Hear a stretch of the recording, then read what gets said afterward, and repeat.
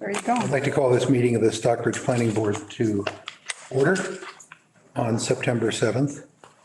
Thanks all for joining. I think Roxanne is on for audio only. I saw Patrick on it. And I saw Patrick. I see an empty chair now, but I know he logged in. He'll be back. There he is. There he is.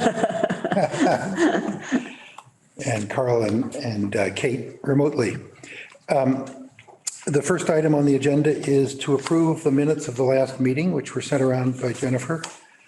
Are there any comments, questions, or actually I should just ask for a motion to approve the minutes. So move. Is there a second? Second. Any comments, questions, additions, deletions, whatever? Hearing none. Jennifer, can you call the roll, please? Sure. Gary, Yes. Bill, Yes? Marie, Aye. Nancy, Aye. Wayne, Aye. Kate, Aye. Carl. Okay. Okay, that was quick. Now I emailed Courtney about BCD sign today because she had sent me an email and asked if, so I'm surprised she's not here. Do we want to deal with this in her absence, or do we want to defer it? Well, What's your pleasure? she should be coming at some point, but Maybe she'll come.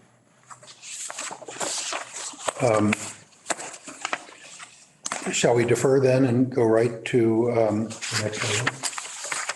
And then come back to this if she arrives? Interrupt what we're doing and deal with this Sure. really quickly. Okay, before we get to the open points on the bylaw, the zoning bylaw, you all have seen an email from Jeff about a visit to Shutesbury and Wendell, to visit NRPZ projects. And it appears at the moment that Marie, Nancy, and I, plus Roxanne from the select board, are willing and able to go make that trip and hang out in those developments with Jeff Lacy and perhaps others that he includes on Friday, this Friday, the 10th. Is that correct? Is there anybody else who wants to come and can't or would like to think about it? Or what's your pleasure? So I'm not sure I got an email from Jeff Lacy, but I didn't see a time specified.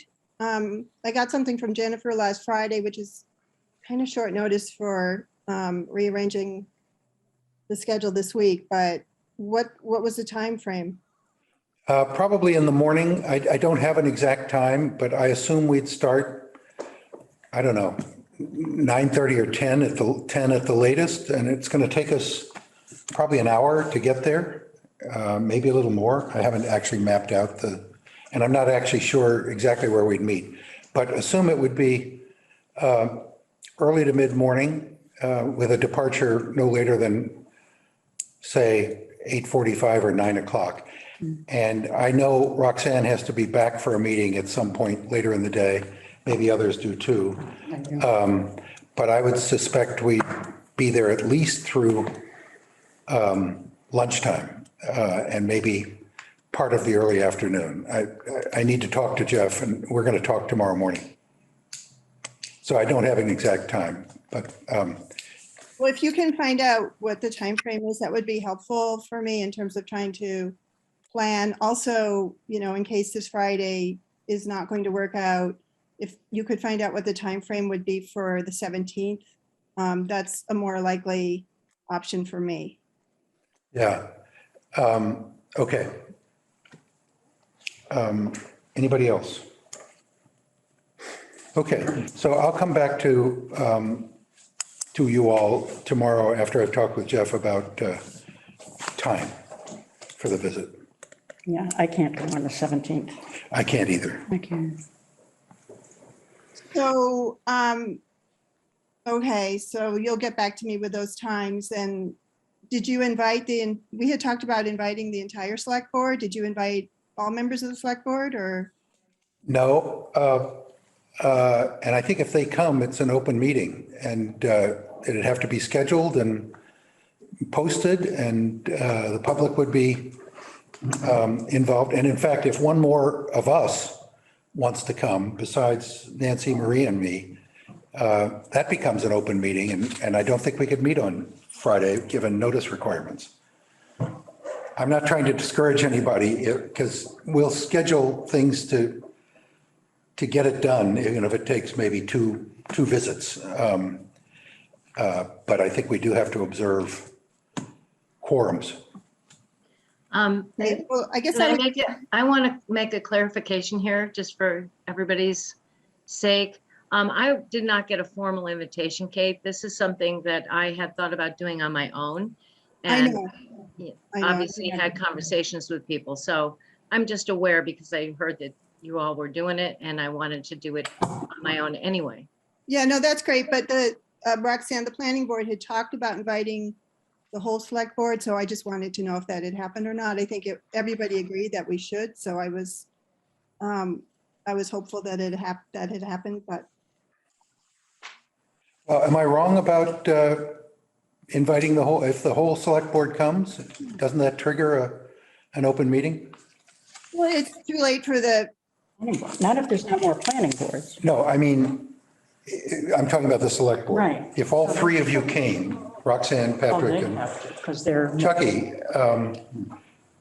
Patrick, what is your, Roxanne's going, she can certainly report back to the select board. I trust her judgment, so we'll leave it at that. I can't make it Friday anyway. okay. Okay. Thank you. Yeah, I'm glad she's coming. Patrick, would you be available on the 17th? Would that potentially work for you? I mean, you're welcome to go. We had talked about inviting the entire board, including Chucky, of course. I defer to you guys. Whenever you guys want to go, if I can make it, I'll go. Okay. Okay.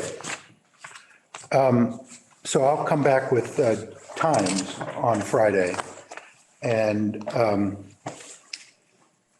see if the 17th is still a possibility for anyone who can't make it Friday but could make it on the 17th.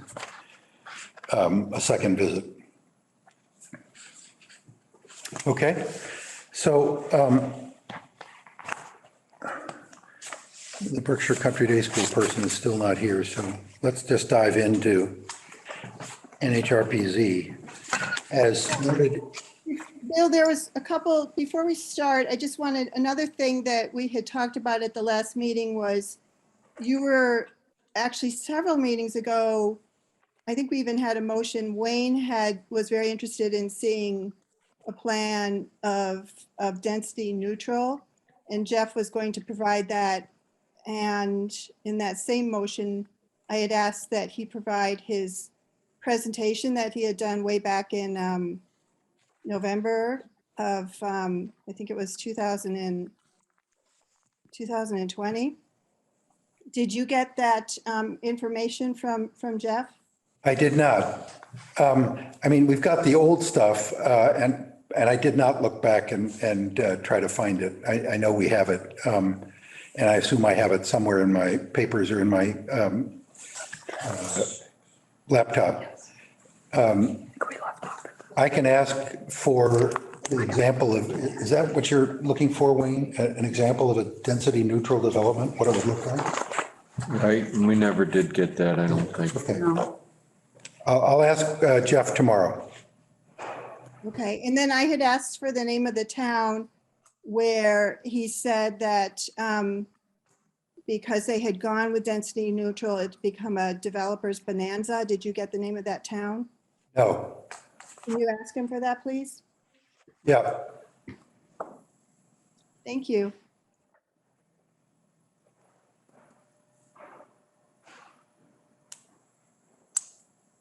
Okay.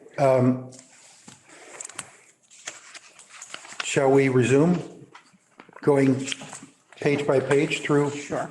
draft number 6?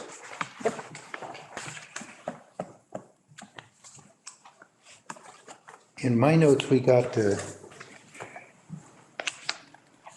6.24.2. Well, I thought we. Did we get beyond that? I thought we Well, did that that was one. page 2. Jennifer's notes say we got through. That's page right. 2. Yeah. That's right. Page Starting at 3 3. starts at the very bottom of that, 6.24.3. The 70 Starts versus 50. with Municipal, We were at 6.24.2. We hadn't completed that. we didn't finish that. Oh, I didn't think so. The last note I had was clarifying, Carl's point about clarifying the commission versus Oh, committee and preservation, yeah, between preservation and historic, just cleaning that language up, which we will do. That's a no-brainer. That's an easy one. I wish it was all that simple.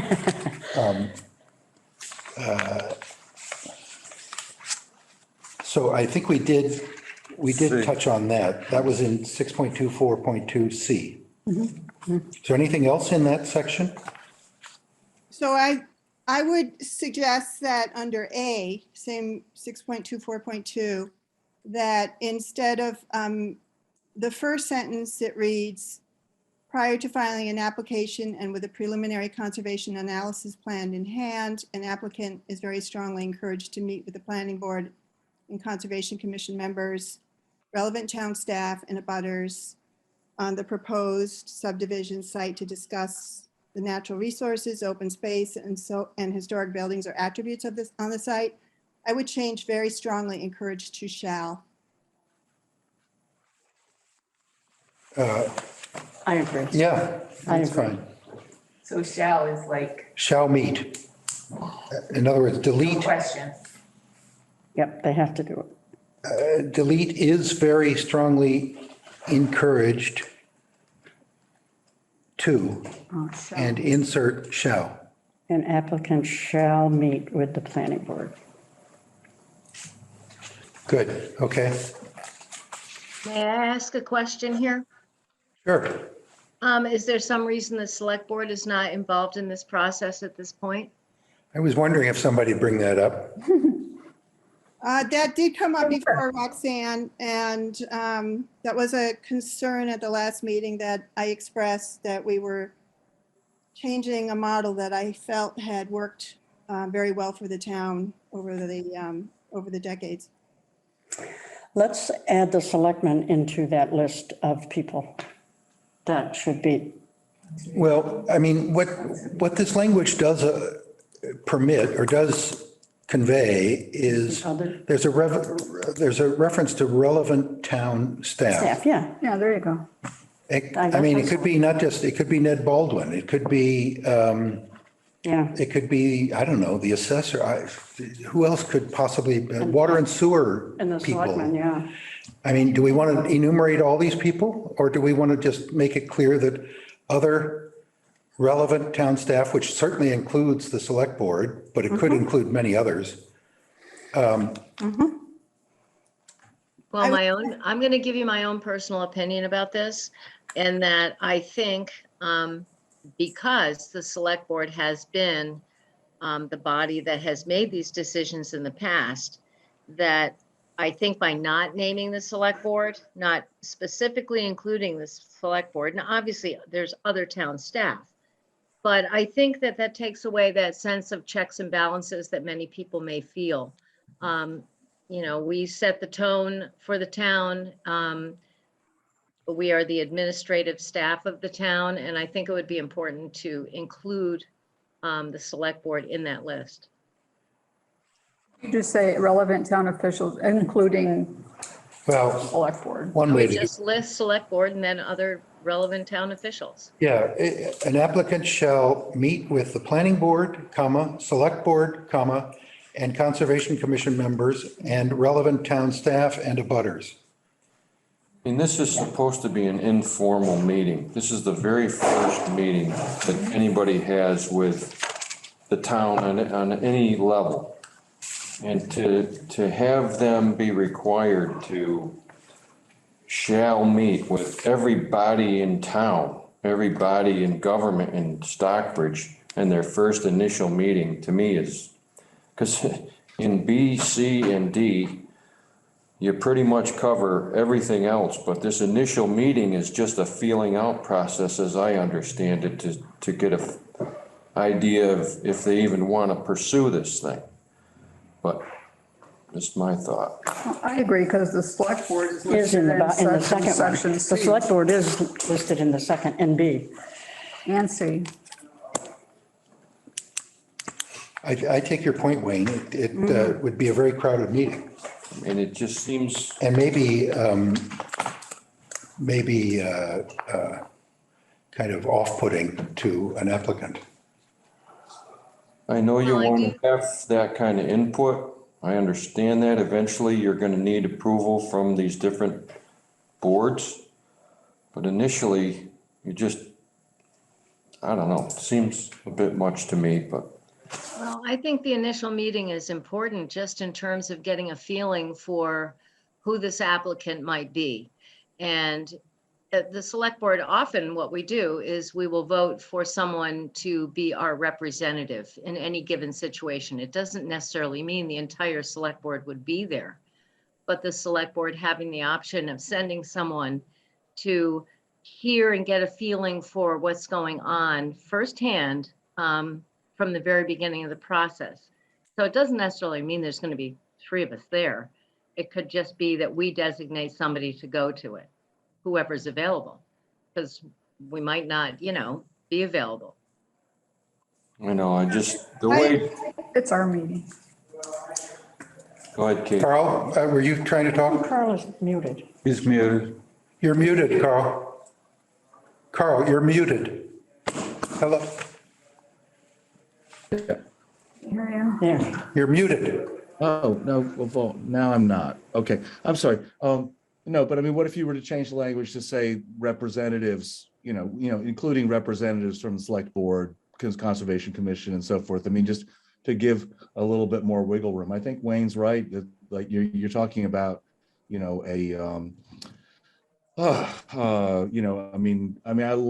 like very much the idea of there being some kind of informal planning discussion before you get into the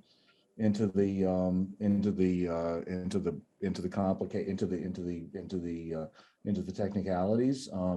But if you were to, make it okay to have representatives or, it says relevant, but I mean, that would be a way of perhaps making a meeting less cumbersome.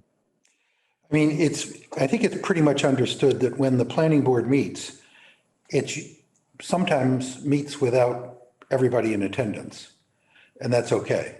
The same with the select board. Sometimes the select board meets with 2 people, and that's okay. The Concom the same way. So I'm not sure we achieve anything by saying representatives of the planning board, Concom, and select board, rather than just say planning board, Concom, and select board. I tend to agree with you, Wayne, that could be a lot of people and frankly intimidating to an applicant. It's supposed to be an informal meeting and it could look like we're ganging up, frankly. I mean, I take your point. Or maybe it's not representatives. Maybe it's the same way that it describes conservation commission members. Occurs to meet with the planning board and members of the conservation commission, select board, relevant town staff, abutters. I mean, I almost would I'd almost include also if you're talking about conservation. Invite people from BNRC. Let someone from BNRC or the Stockbridge Land Trust to come to some kind of conversational sort of informational thing. But I think it's you're talking about a kind of an interesting discussion group, and that doesn't have to be completely spelled out. Yeah, I also think that just from the standpoint of, there's certainly no harm in naming the select board. I mean, all their meetings are televised. Planning board is televised now because of the pandemic, but historically the planning board has been kind of shy of publicity, actually. So I think it's a good idea to just, name the select board.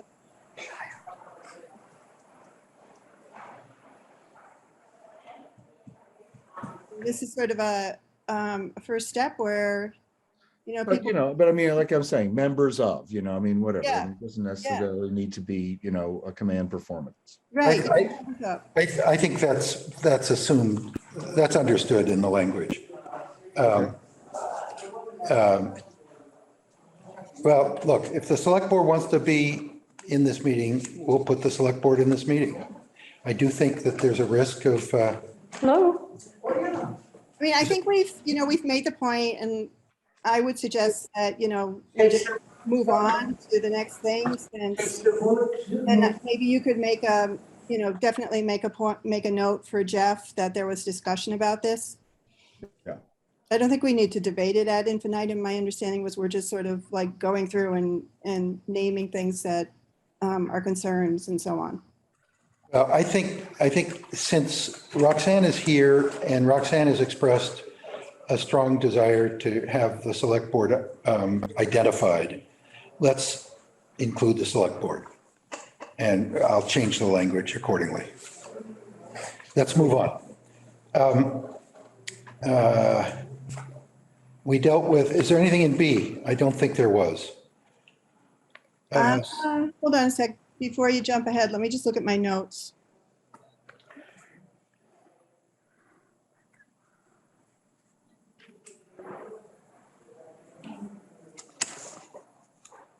Yeah, I had some concerns there, but I'm going to hold them for now.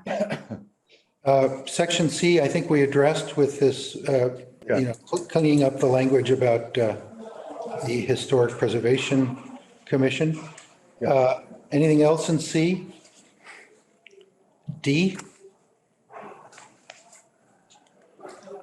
That takes us to 6.24.3, minimum preserved open space. And the numbers in this draft are for the R4, a minimum of 70%, and for the R2 district, a minimum of 50%. Do we want to talk about those numbers? Yeah, I think they're too high. I do too. Do we have to do this by formula? Just a question. Or can we say, How would we do it otherwise? I mean, I don't know if we would say this is the number of housing units you can have because of 2 acre or 4 acre. This is the number you can have. I mean, you have to take out what we have to take out, the wetlands, the mountains and that kind of thing. But isn't that what you were looking for, just doing the number of houses that can go into that area if it were a typical subdivision? Yes. And then figure out that number and, set aside an area that's for the housing and an area for protection. I mean, is that possible, or do we have to do it by formula? In the calculation that's made, can we close that? Yeah, would you please? You can't. You can't. You can't. But I can ask. Oh, sorry. Oh, it's illegal? We might be having witches as our advisors or something. Sorry, Wayne. No, the calculation that's made ahead of time before you get to the net land available, before you take wetlands and so forth out of it. I just don't want that reduced as well, which I think this does, takes all that out of it, and then you take the percentage Of what remains. on top of that, which that's double dipping, and I don't like that.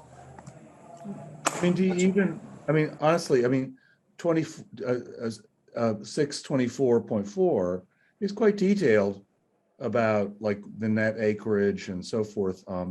And I mean, do you even really need to have these minimums? I mean, I'm not sure, I quite understand the calculus there.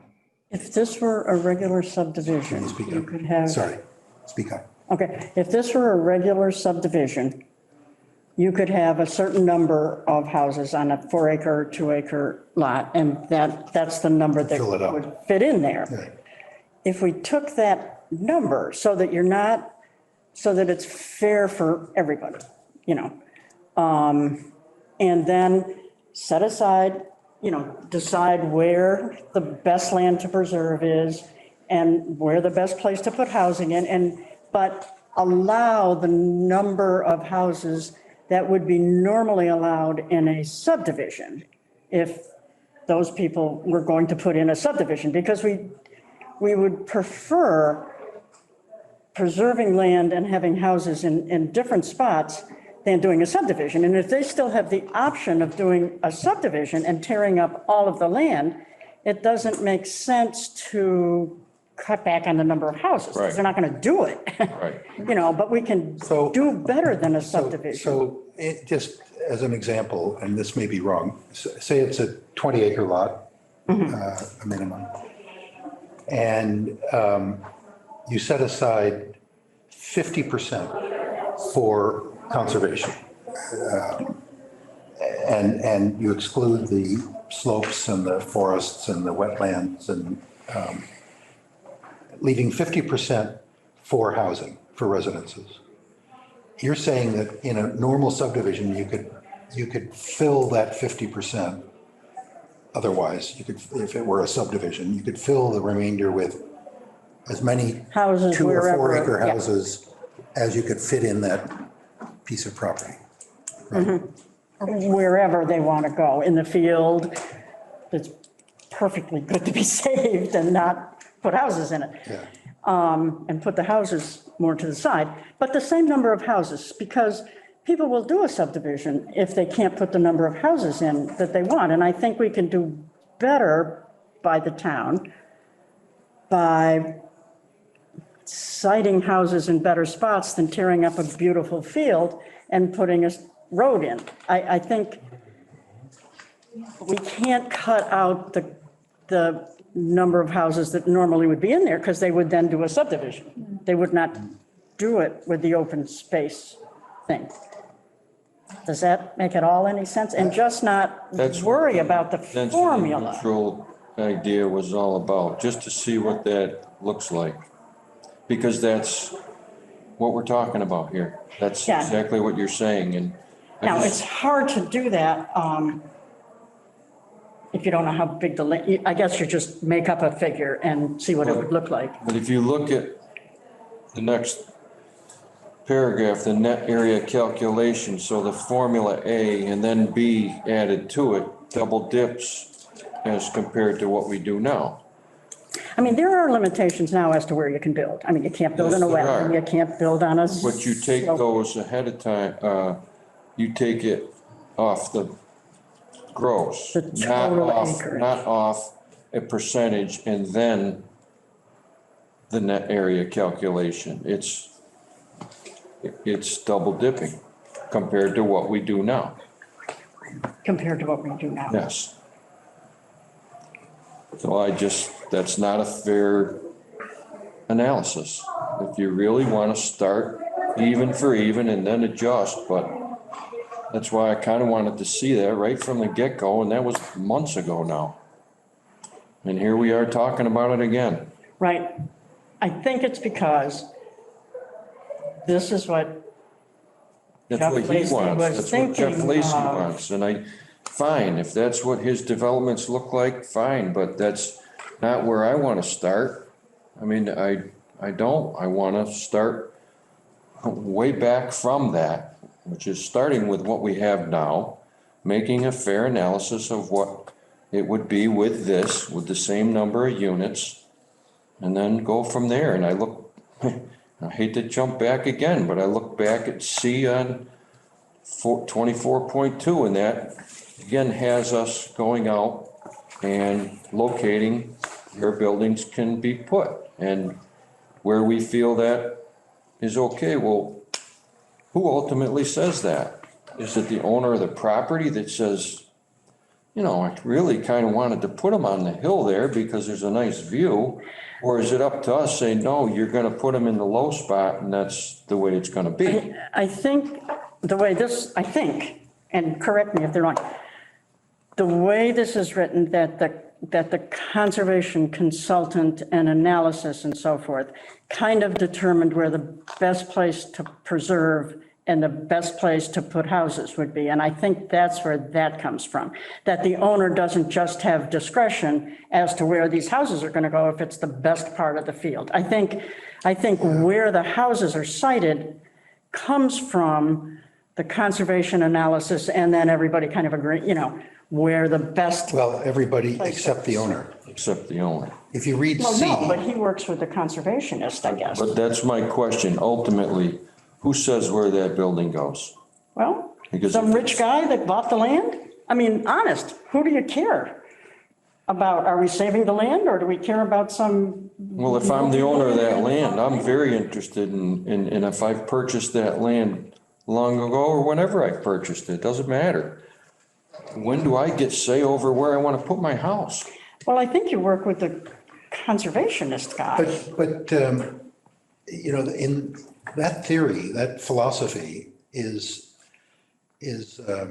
violated throughout our zoning bylaws. The zoning bylaws are full of things we don't allow owners to do, Right. even though it's their property. And this becomes many times again, Yeah, it's clear in C, 6.24.2, that, you know, the owner or the developer is not listed among the people who are, the planning board would consult to make a formal determination of which is preserved and which is developed.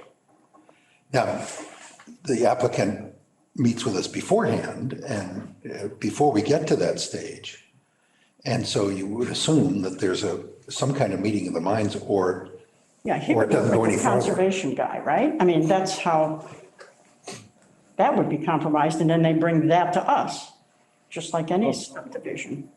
Yeah, and forgive my ignorance, but I mean, this refers back in the conservation analysis to our existing subdivision, which I don't have bylaw, which I don't have in front of me. Is there anything particular we should be paying attention to there? I mean, it spells out this conservation analysis, quote unquote.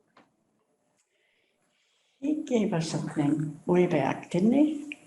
Did we have a thing about the I mean, I think conservation? that's in our zoning bylaw, but I don't have like a whole copy of the zoning. I'm not sure.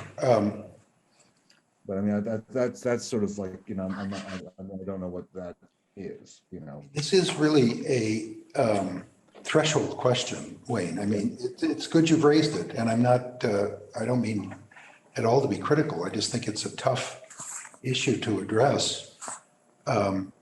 If we want to implement a bylaw that achieves the kind of open space preservation that I think we want this bylaw to do. Can I make a comment here?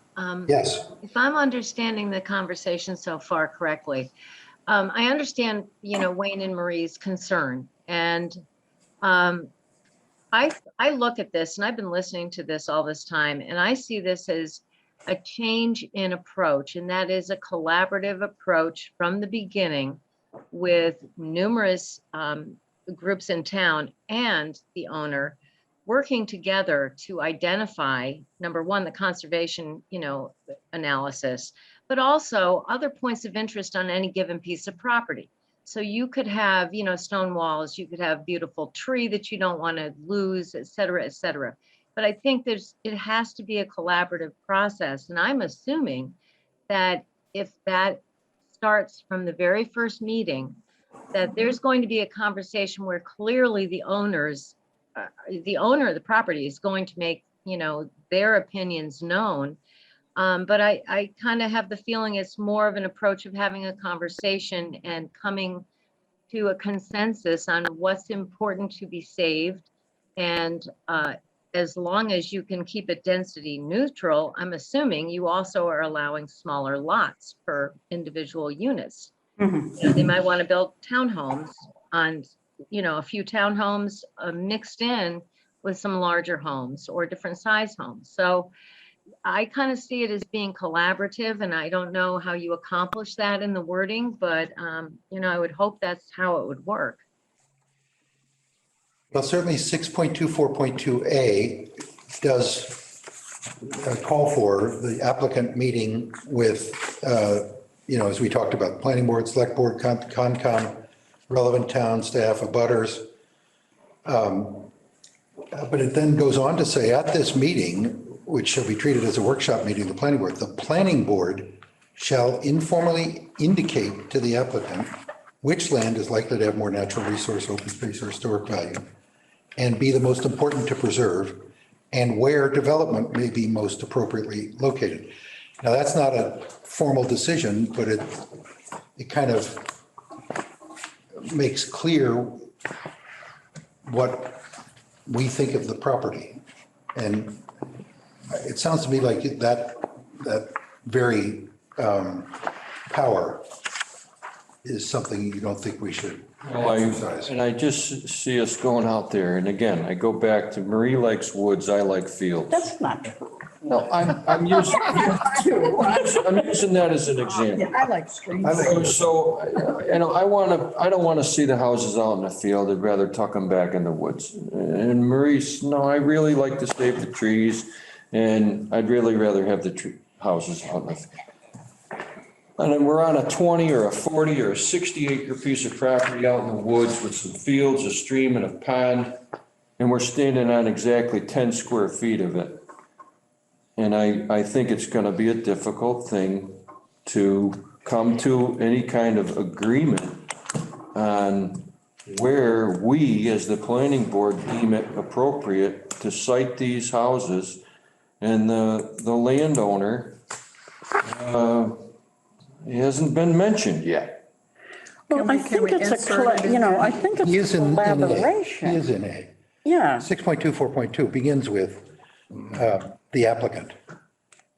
Yeah, I mean, I think it's a that part- collaboration of all of these things. It's a collaboration, but as It's not about. later on in A, it says, after this meeting or at this meeting, the planning board shall informally indicate, not the planning board after consultation or with the agreement of, or subject to the approval of these Dictating. other, it's the planning board that says, this is where we'd like the open space and this is where we'd like the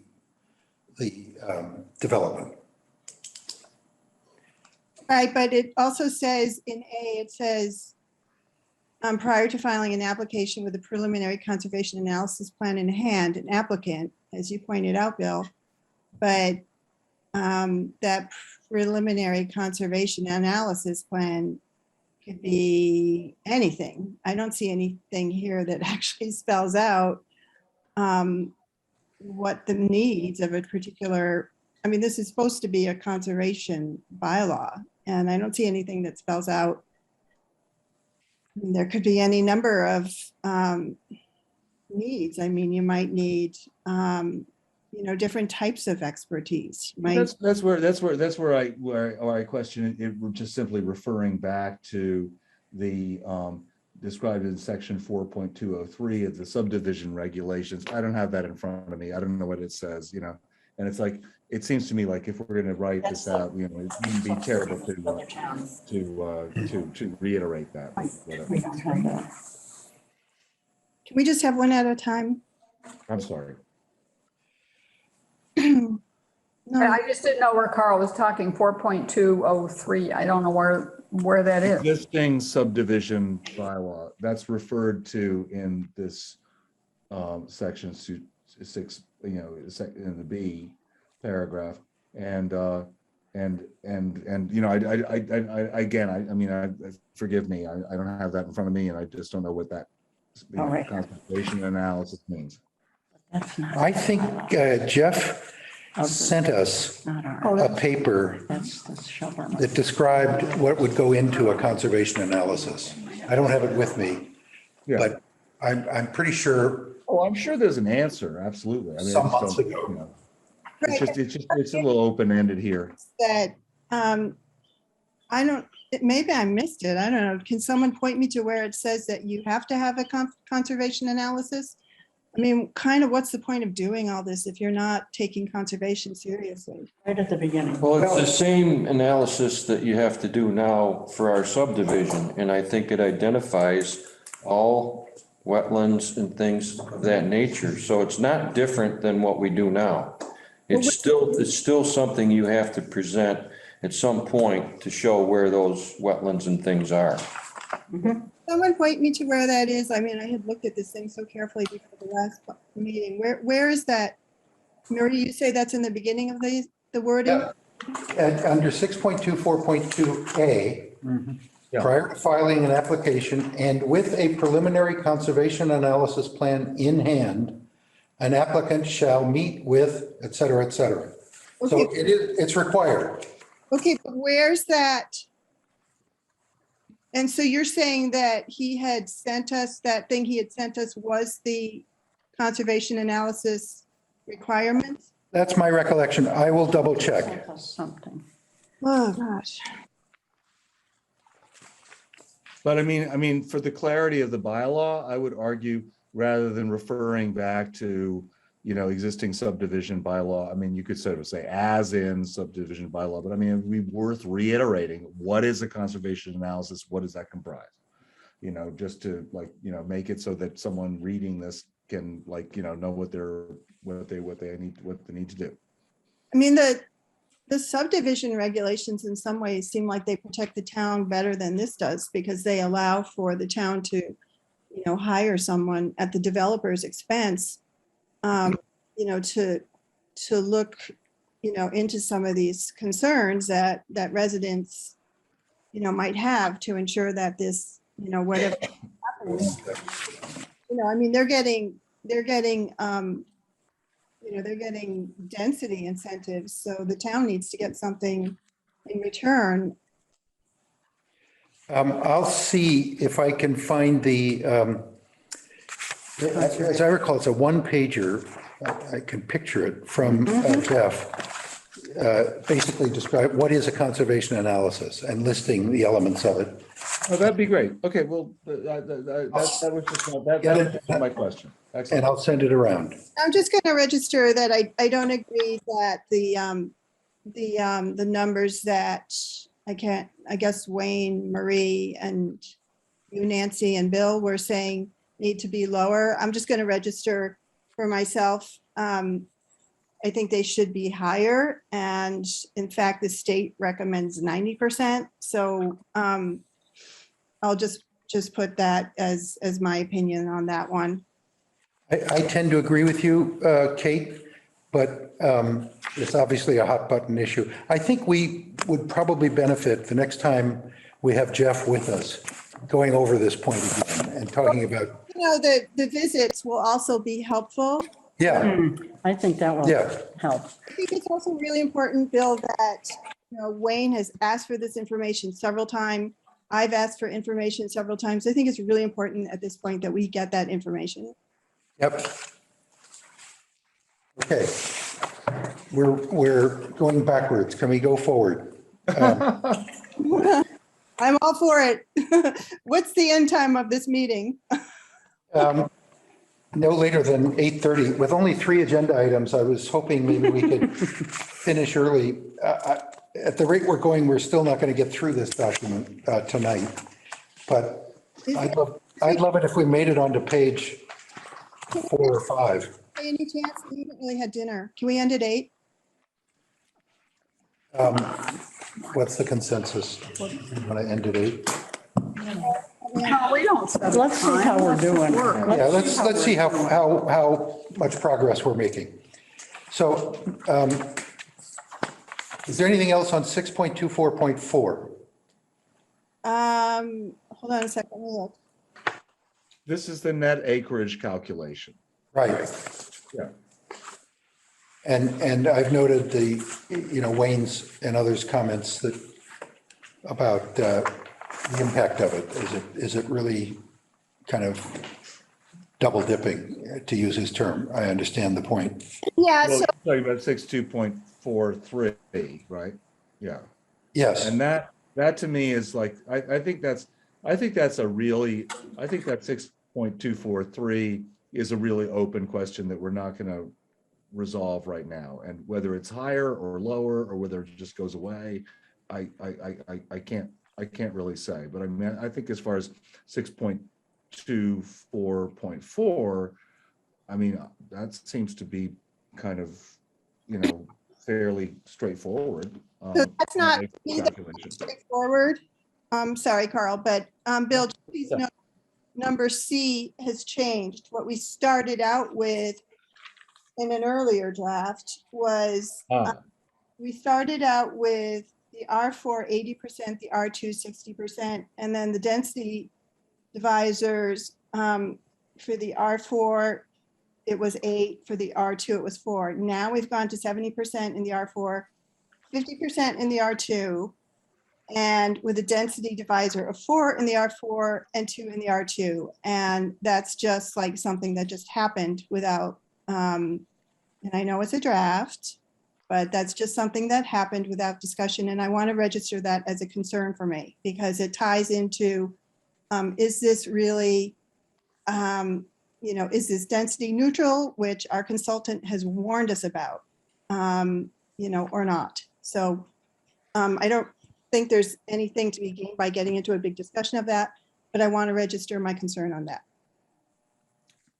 Okay, so you're saying those numbers shifted. Yeah, no, we've talked about that. Okay. I don't have as much history with this as some. Okay. 6.24.5. Comments? Let's see. 0.6? Wait, hold on. I did do my homework on this. I'd like to see, I'm sorry, Kate, go ahead. No, Marie, you can go ahead, but do you have something for 6.24.5? Yeah, I thought we had talked about, he has, that you could have the type of houses that are now, that are now allowed. I thought we had talked about possibly doing multifamily houses or smaller houses or condo type arrangements, which I know isn't a zoning thing, it's a different way of doing it, but I would like to see possibly something different than just single family, But read on, double family? read on. Is that what we're talking about? Yeah, 6.24.5. Yeah, Well, this is my biggest issue with this thing is actually, what does this mean? The allowable residential dwelling units may be developed as single family, right? Or any other housing types otherwise allowed by this zoning bylaw in the zoning district. But nothing is spelled out anywhere else in this zoning bylaw draft that says anything about what types of housing. So, otherwise allowed. It's what's allowed now. It means what's allowed. It It's means what's allowed. nothing. it's what we It means have nothing. now. No, it means everything. It means everything that's.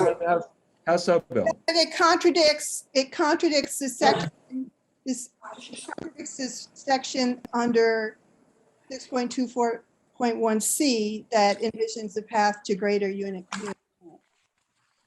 So there's a contradiction there.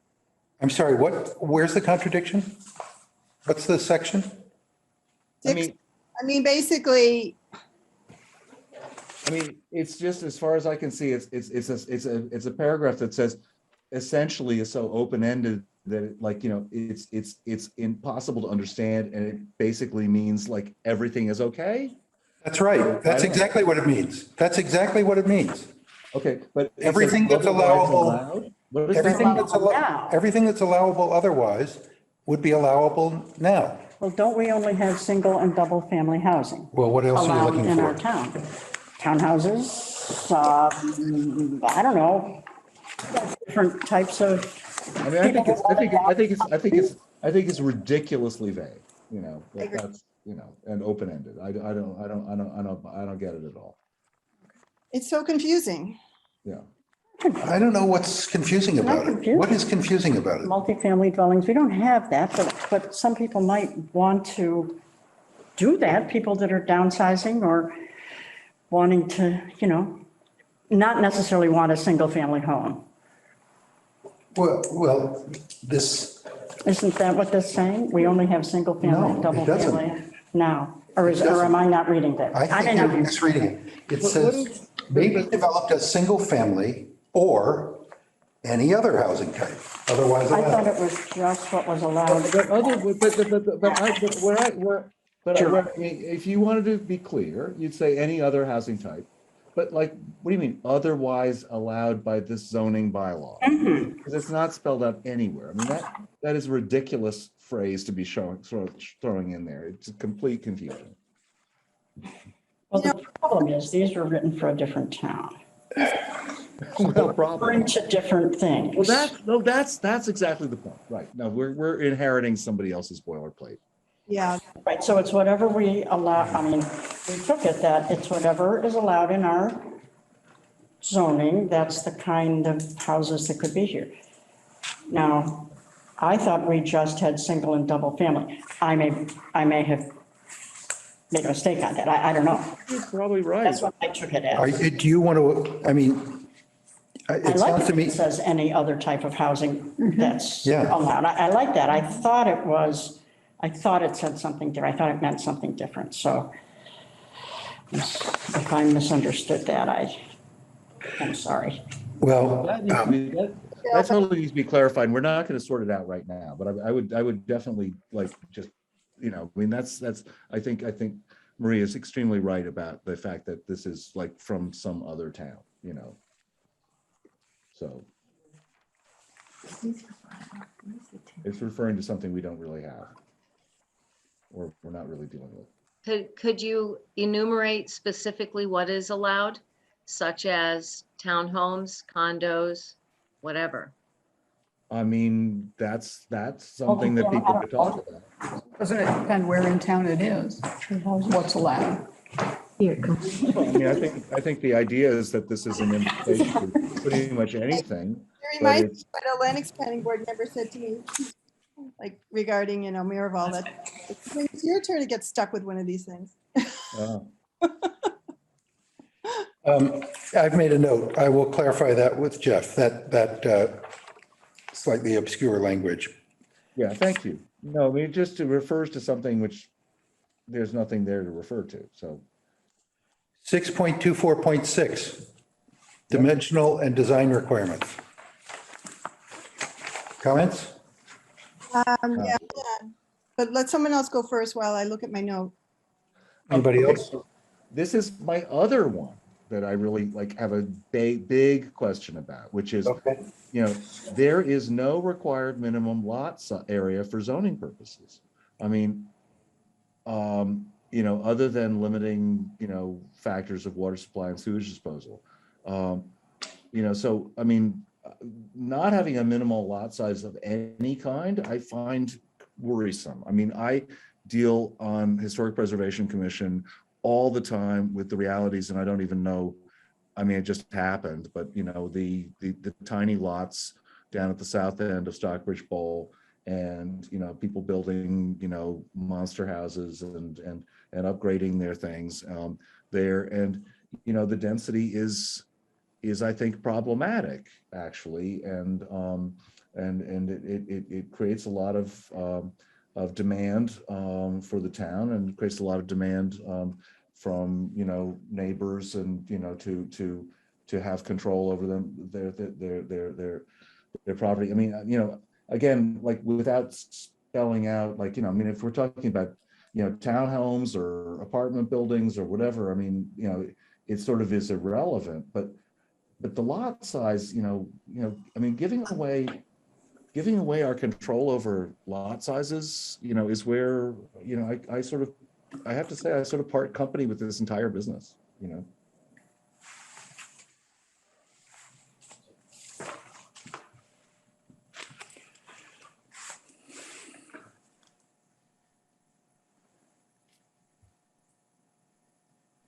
Yeah, and I'm gonna add in here, let's see. Under 6.24.6 B. so you've got this massive thing going on and, this development, and then you've got, in the case of adjoining property that is not a part of the NHRPZ, the setback requirements from such property lines shall be as otherwise required in the zoning bylaw. I'm kind of thinking that Stockbridge residents may be surprised to have a condotel or, parking lot 35 feet from their lot line. This is definitely a departure from the purpose of our zoning bylaw. Wouldn't it depend where we agreed that the buildings would be located on the property? If we were going to move the cluster of properties farther away from any neighbors, then that wouldn't be an issue. But how does it differ from what it is now? There's still a lot line requirement that, what is it, 20 feet or 35? I forget. Yeah, but you're not getting a, condotel development right next door in a huge parking lot. It's very different. You're getting a residential, you're getting a home. That's quite different. And this is all sort of up to, in terms of citing, this is all subjective. It's all up to a planning board. And, right now, I've heard any number of times where comments made that, well, that's what it is. But I'm not sure that, I guess my point is, and I don't think this is just my point, my opinion. I don't think we should have too much discussion here. I think residents will be pretty surprised to, find that this is possible in Stockbridge, and just my opinion. And then I think we can move on.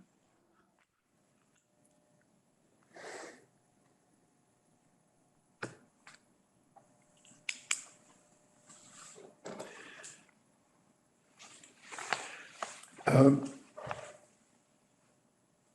6.24.6C. Hold on.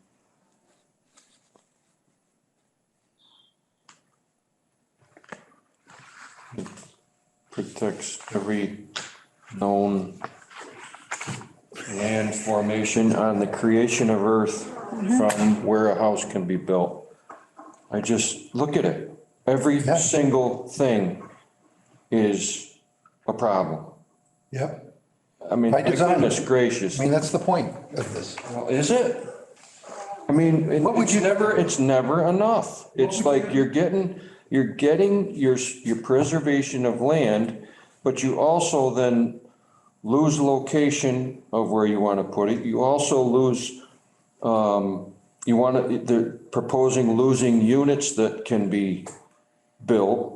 I thought the idea was to preserve the land, but that's not enough now. If the preservation of the land is the thing, then leave the rest of it alone. But what would you delete from the laundry list? Well, I mean, if I have to be concerned with every bit that's in this paragraph, then I can't build on this piece of property. This is a conservation. And that's true. I know what it is. It's a conservation bylaw, but if you're gonna go to the extreme of, I mean, okay, this was all about preserving land, but then that's not enough. It's not enough. You want less buildings, you want less this, less everything, more restriction, more.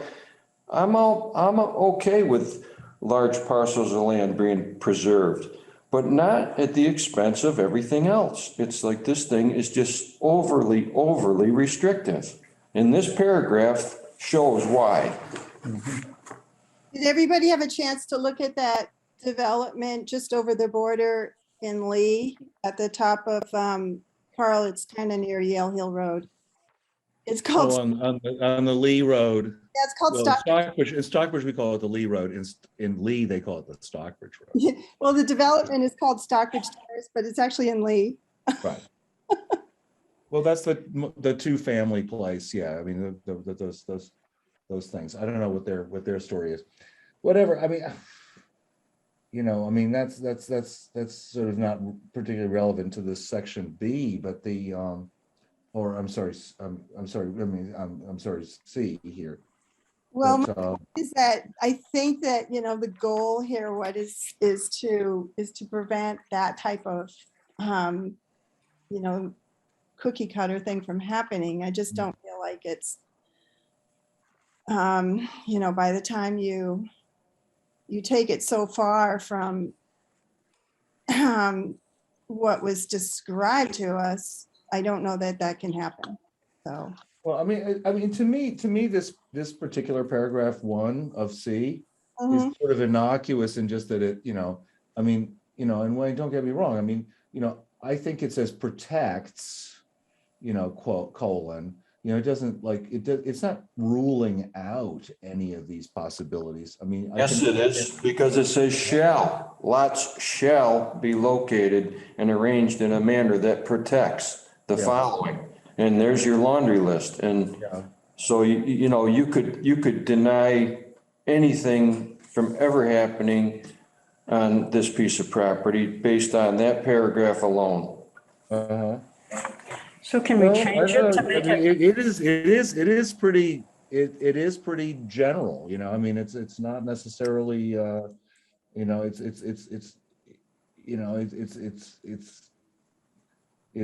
I'm not sure if it's exactly a planning tool. I think it's important to state some of these objectives, but then how do you, you're right. It's an invitation to arguments. Or shall we eliminate that I think we should paragraph? eliminate it. Does that, I don't know. just so that it's not a shall thing? I don't know. It's kind of the whole point of the bylaw. Yeah, it is. Yeah, it is. I don't The think, planning board shall take into consideration the conservation analysis and findings in approving the arrangement of lots. That's the last sentence of that paragraph. That sentence kind shall of, take into consideration. That gives us some leeway. But the section does begin with the word shall. could we change shall? One thing you could do is find out, is shall legally binding? I would make a note. Doesn't mean you have to. I think it probably is. Is there any dispute about what shall means? What can we change this to make this sentence be a negotiated kind of thing instead of shall? Like so you can negotiate how. Gary suggested may. May? Lots may be located? How about should preferably be located? Preferably, lots shall preferably be located and arranged in a manner that protects. That's not bad. It almost, that's not ridiculous, but it feels to me like this whole paragraph almost belongs more up front, like when you're talking about like the initial sort of, if you will, consultation and planning meeting check-in, those as part of our stated goals. It's just none of this is sort of, it's not sort of legally enforceable stuff unless you get into a whole heck of a lot more detail. Well, the first paragraph of this bylaw kind of covers this in a slightly more general way. This section 6.24.6 Right. gets a little more specific. Let's see if we can go with may rather than shall. Should. Yeah, that's a little more forceful too. May is, gives you a lot of wiggle room. Shall doesn't.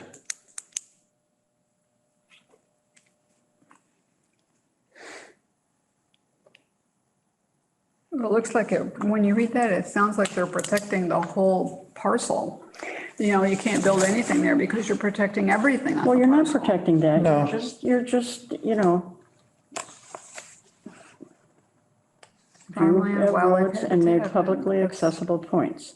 Neighboring residential development land, Well, that's historical bounds. structures and features, farmland, wildlife. Oh, They these- make it accessible to everybody. Large Can't build too harvest far away from the road. Right. ponds, steep slopes, that you can anyway. Okay, I'll check on that. Anybody got anything on 6.24.6 C2? I'll hear from town council on shall, and it comes up in many areas of our bylaw. It would be good information, good knowledge for us to have. I'd like to know what whether that's legally. Yeah, I don't think there's any question about shall. Shall is definitive. I'd love It to, means- I'd like to hear from legal on it. I mean, I could, get the information elsewhere, but you are the chair and I would love to hear from our town council. Council, What did they say? when my mother's house, the next door neighbor wanted to build a foot from her property line. And because it says shall, they can do it. And the selectmen could not say no to that shall.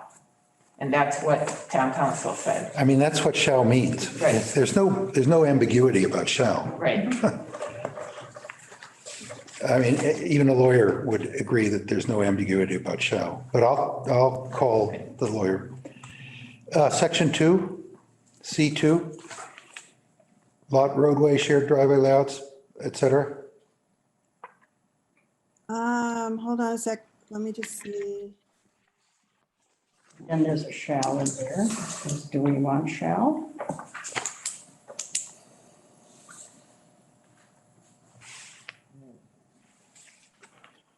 Well, I don't have 6.31 here in front of me.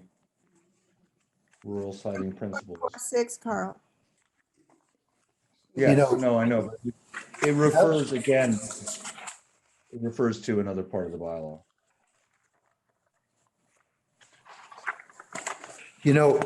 I said that Jeff had sent around a conservation analysis or a kind of a cheat sheet for conservation analysis. Now that I see this, I think what he sent around was the rural siting principles. Right. Yeah, That's the conservation analysis, okay, but that's for Leiden map. yeah. But I don't know if that's what you're talking about. Well, here it's, Are we going to, we're not going to Leiden, are we? no, we're going to Shutesbury and Wendell. Wendell. Went around was, what I got at least was the Leiden, Yeah, I have the line, yeah. wait, can I finish please? The Leiden Conservation and Now, with Jeff Lacy comments. I'll pull it up if you want to see it. yeah, I think I have it here. Yeah, I think that's it. That's it. But I would submit that if there's ever a draft of this that like is supposed to go to the town meeting, having sections like refer to other parts of the zoning bylaw that are not available, readily to the voting public, is just Yeah. is just asking for trouble. Yep. Yeah, he Agreed. would probably write one for us. This is an example. I mean, and even he said, we're supposed to do our own conservation analysis, but Yeah. this was an example of what Leiden did.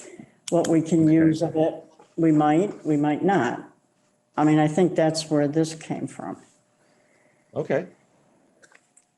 It's an example of what a conservation analysis might be. 6.24.7, permanent open space. Yep. Wait, well, let me get off the share.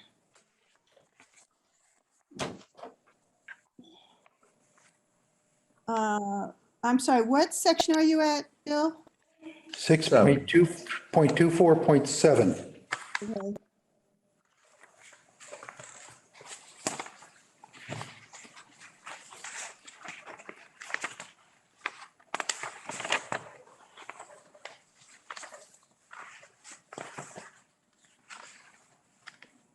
I mean, there's nothing in there, this requiring public access, is there? No, that's optional. Yeah, so, Well, We can, it's generally optional with conservation restrictions. I mean, it's yes.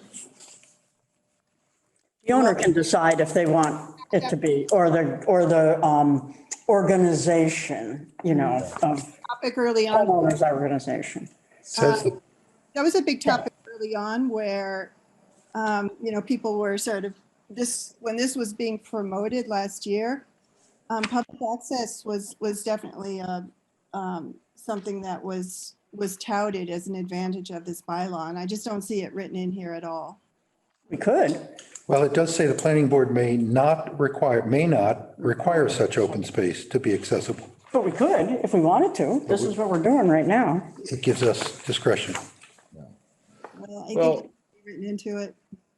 Just, with like 30 years on, various conservation organizations and so forth and working with them, Stockbridge Planning Board,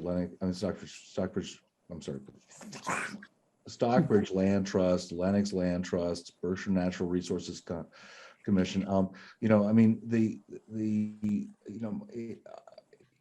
The emphasis on our conservation commission is fine, but I don't really know what lands the Conservation Commission actually holds preservation, restrictions, conservation restrictions on. And I don't think it's much. And I don't think that they actually have a whole lot of follow through. The private organizations are generally speaking, much more responsive. I'm talking about Laurel Hill Association, et cetera. But this is pretty open-ended. I don't think that I don't think there's any point in cutting the Stockbridge Conservation Commission out of the loop here, of course. But just in terms of like the realities of what a conservation restriction means, there's nothing wrong here, but it's just we need to be aware of how this has worked traditionally in town. This is a little vague. And I take note of what Bill was saying. The planning board may not, or may require. You could strike not. May require public access or access by residents to the protected open space land. It's definitely obviously public access is great. But I would leave that up to the homeowners association and whether they want to do that or not. Yeah. which is all spelled out in the following paragraphs. Yeah. That kind of means it doesn't happen. Not necessarily, because there's a lot of groups that want to have that access, and I would disagree with that. I think there may be some folks that want to allow hiking or whatever on their land, but I don't want to make it a requirement. And it depends on the size of the piece too, Yeah. When we Yeah, were- I think we Do should, we want to take out the planning board may require? And how accessible it is. yeah. Yeah, I think it should be up to the Nobody. homeowners, the people that own the The only land. people accessing the restricted land can only park in somebody's private driveway. Oh, yeah. That's no good. It should, Jill made the point that, homeowners association, there's liability involved, and they typically they're not going to welcome public access. So I think- guess my question with this is really the preservation, the conservation restrictions, someone has to step up and take the conservation restriction. If that's automatically the Conservation Commission, I guess, I'm saying that they are not really as much in that business as you might think. And if we're talking to, a private organization like the Land Trust or Laurel Hill or Berkshire Natural Resources, they will have other requirements about public access and so forth. But the point being, if this is actually a conservation bylaw, someone has to hold a conservation restriction, and it needs to be an effective party, and I think that's something that needs to be thought about. I don't know if it could be spelled out here, but I think they're trying to spell it out in this paragraph, Carl, and the point, Yeah. I think Jeff has made the point, Jeff Lacy has made the point that any conservation restriction, whether it's held by the land trust or the town or BNRC or some other, is subject to state approval. I don't think Well, any. of course, yeah. So, it's not, we're not free agents here, able to, I think, specify details of conservation restrictions, which is why I think there's all this language in here about Massachusetts general law. Right.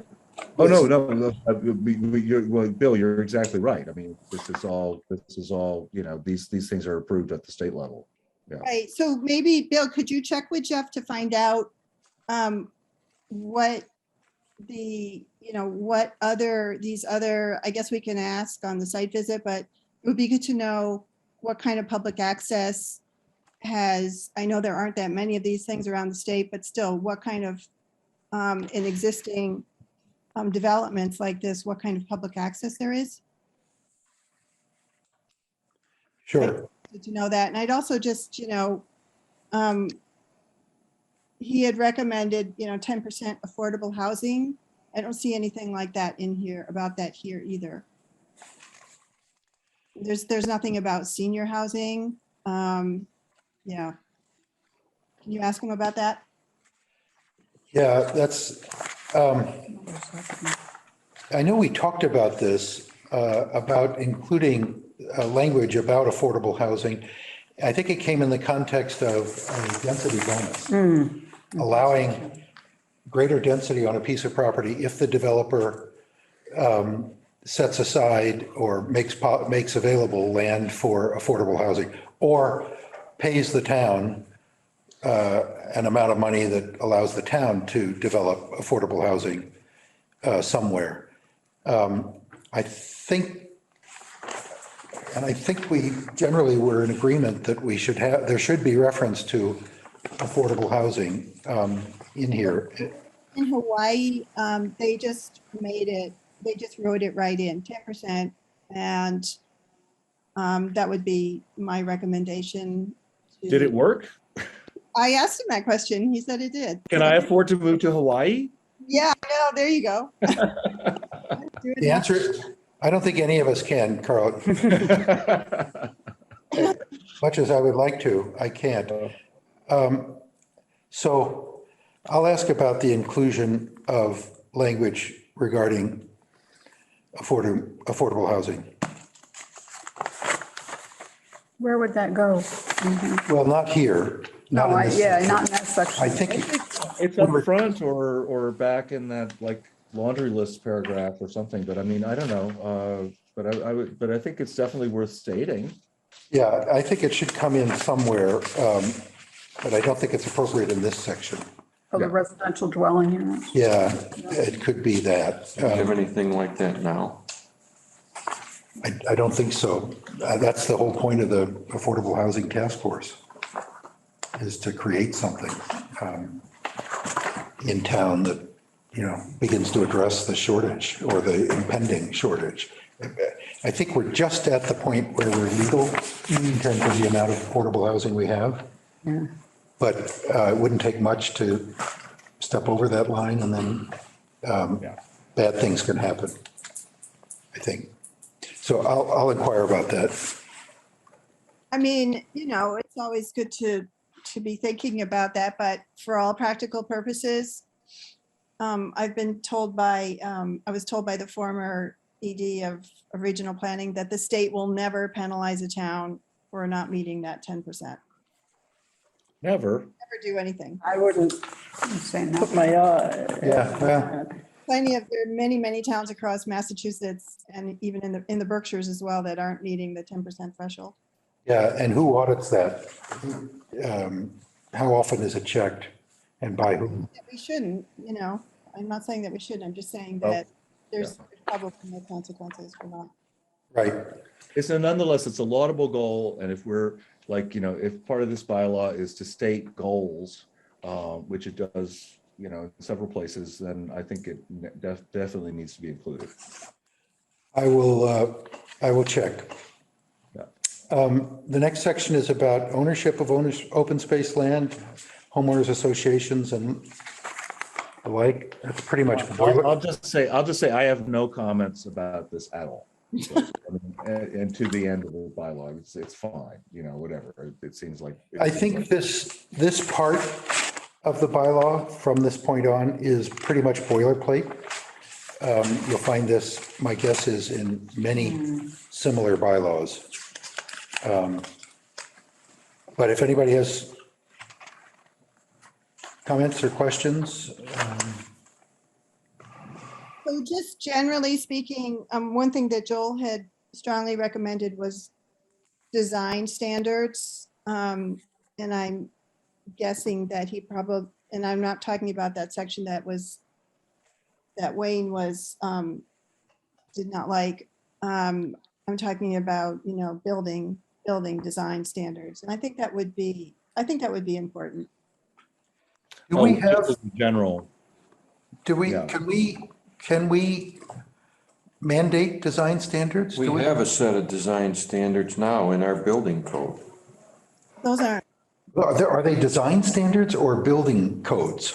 I mean, if somebody wants to build mean a When you say mid-century design standards, are you looking to aesthetics, aesthetics? I'm looking to overregulate, Wayne. No, you are, but I'm just asking about this specific thing. So. and I don't think we We don't have have, that, do we? we have, Well, we want it. Crazy. we want it. Oh, some people. That's one thing we don't want, Wayne. Well, I'm not so sure. You get a point there. It'd be like living out on Cape Cod. You can only have the same color house. You can't do. Right, and there are. It'd be like Deerfield. Yes, yes. Yeah, It has to be like Cape Cod, and I don't think it has to be like Deerfield. I think it can probably be different. It probably just can address things like roof pitch and so on. And some of those types of things can make a really big difference in the attractiveness of something. And if Stockbridge is all about staying beautiful. So I think, it's worth asking about. That's all I'm suggesting, is that you ask him about this. Design standards. Yeah, I mean, we purposefully left any kind of design standards out of the historic preservation bylaw. And, I mean, there's times when that's a little frustrating. But basically, I mean, that was, the feeling at the time was that was something that the town didn't have much appetite for.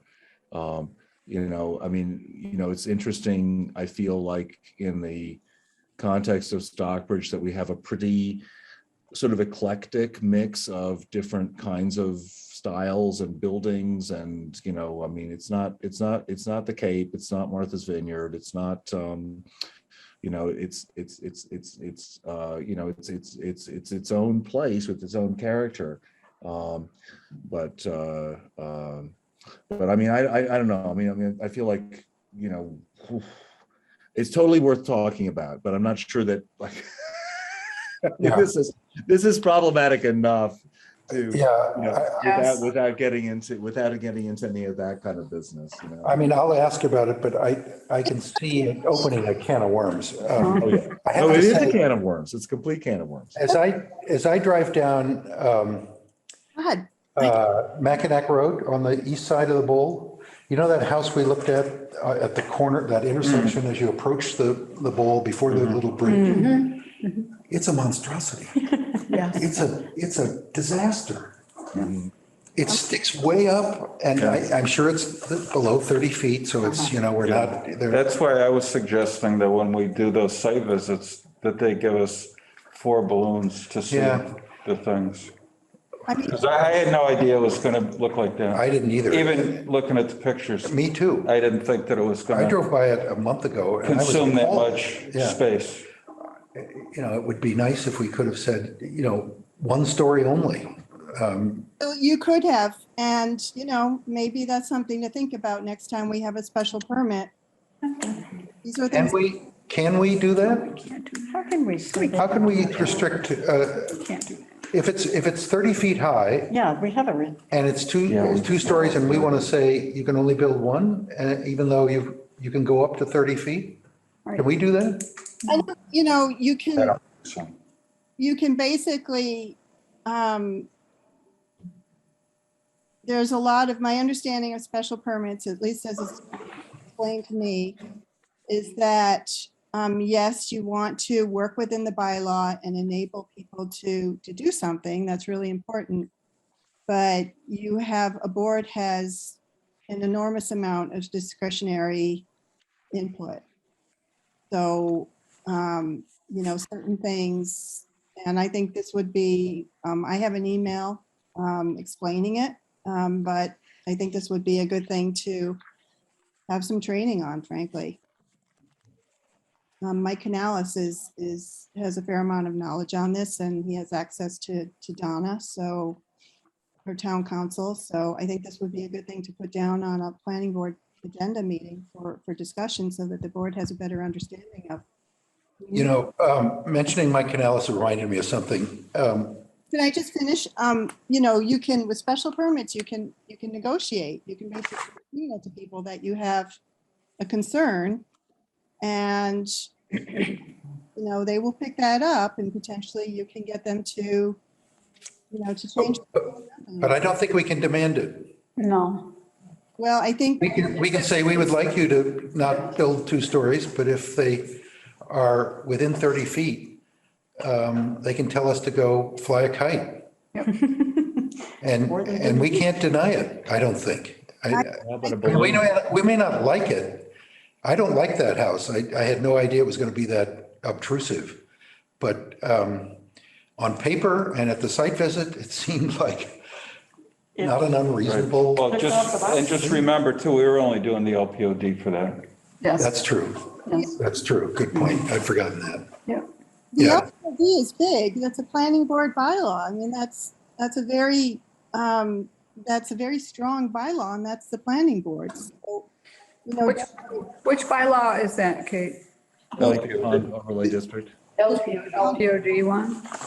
About how high a house can be? Remember the No. big, 30, yeah, there is a. remember the big house just deal with the not long water. ago, the Browse house on the west side of the bowl? They Yeah, were going to build a big, huge house, 7 bedrooms or something.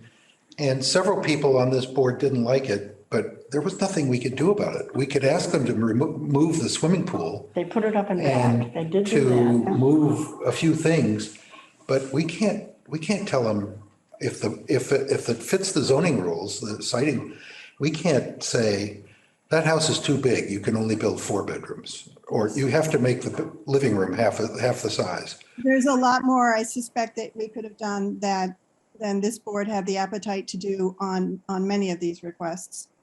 So, you know, why don't you get town council to come to a planning board meeting and explain, and just, you know, knock the confusion out of the equation here. Yeah, okay.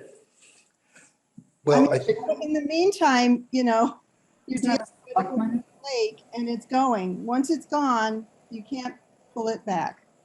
So, you know, I know you've said, you know, I don't want to put words in your mouth, but I know, Bill, that you're concerned about town council costs. Roxanne, you know, can confirm for me. I think they're on retainer. that doesn't mean they're free. Well, a retainer means they're paid a certain amount for a period. Right, Billable hours. but they chalk up the billable hours against the retainer. It's not as if we're getting free advice. It's our town, it matters, it's worth it. That's where I'll leave it. Okay, I think we finished this. Amazing. Yeah, it's amazing. I'm in shock. I'm so stunned, I'm not sure where we go from here. To adjournment. Yeah, we'll meet by Zoom the next time. And I will get back to you tomorrow about the Friday visit and a possible visit on the 17th to Jeff Lacy's projects, and in terms of time and place and stuff. And I've got a laundry list of questions for him, which I will convey. And send around to you all. Can I have a motion to adjourn? So moved. Second? I guess Jennifer. Gary, Yes. Bill, Yes. Yes, Marie, yes. Nancy, Yes. Wayne, Aye. Kate. Carl. It's okay, we got it by 8 o'clock.